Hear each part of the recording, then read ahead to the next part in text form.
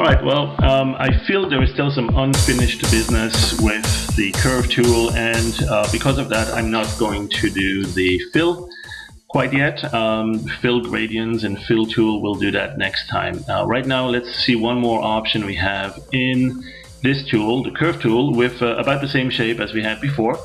Where we have those points that define a star shape. What I'd like to do is actually use this as an orbital path. Basically have a brush orbit along it and move along it. So we've created an animation. It's blank. We can see every single frame here. And what we'll do is we'll have a custom brush, which we have one here. We can set the size, we can change the cell density, the size of the cells, and so on. And essentially, and even the bias, to have it go all the way to the rim or kind of centered in the middle and fade away quickly. So when you paint with that, you may not see a whole lot. It depends on a couple of other parameters that you may be using.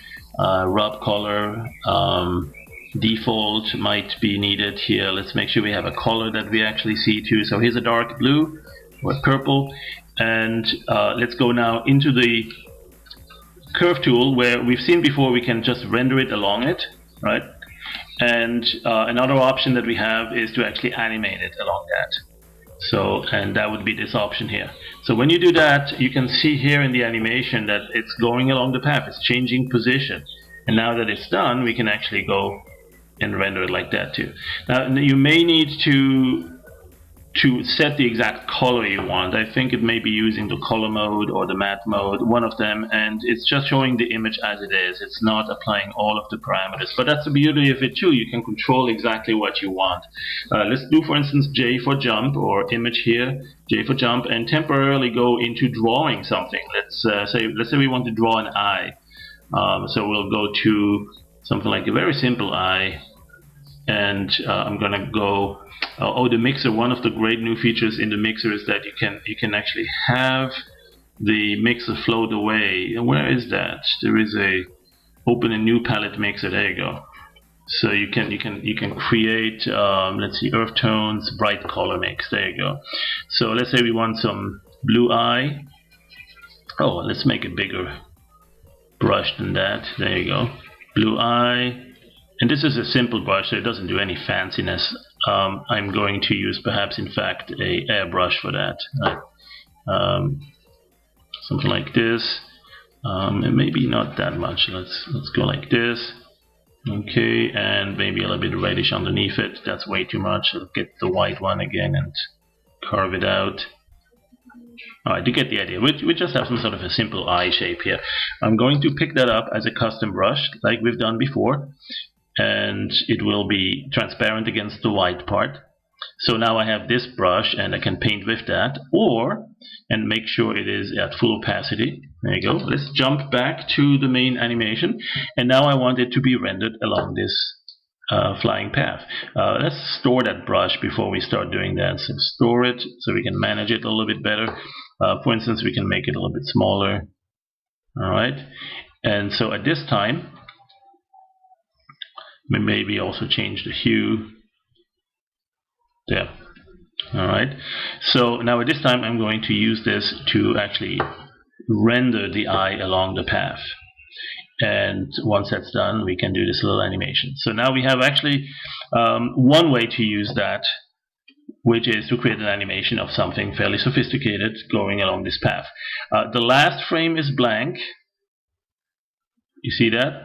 Okay, what you can do is you can delete that right there, and now we have a fluid animation that doesn't seem to be doing any hiccup or jump at the end as it comes back to the first. You can actually test it. Now you can go to the last frame here, and then you jump to the first frame, and you see it moves again. So it's not stuck on the same position two times. Alright, so now that in itself is an animation that you could turn back into an animated brush as well. Same tool here, custom pickup brush,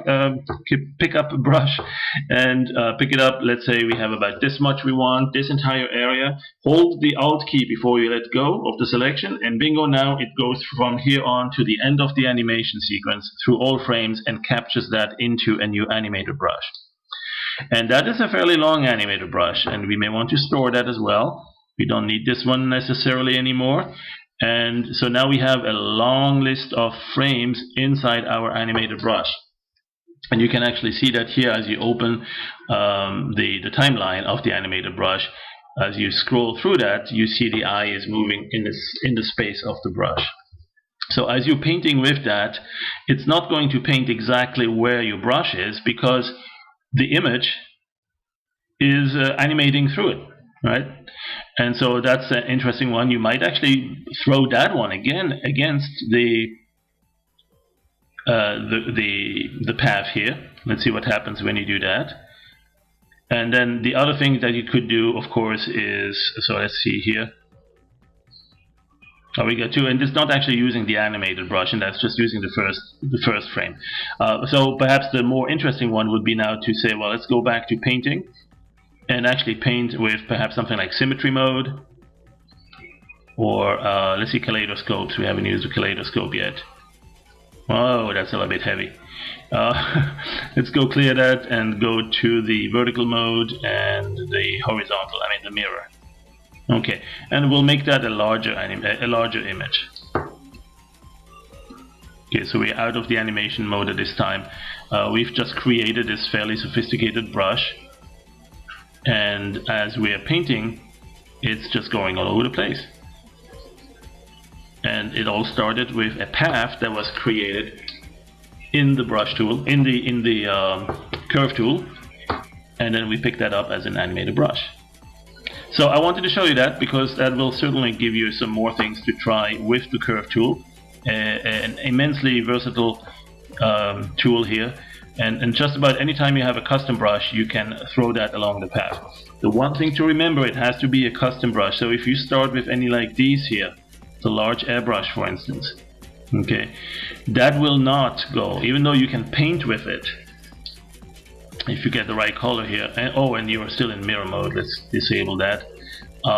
Even though you can paint with it, it's not going to push that along the path. It has to be a custom brush, at least in this current version. Who knows, that might change in the future.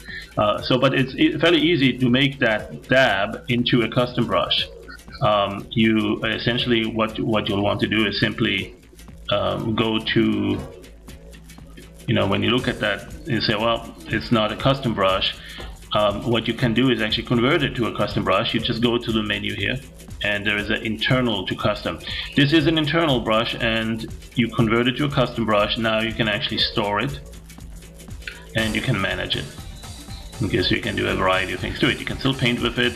It still has very similar behaviors. You can still change the mode, things like smear mode and some others.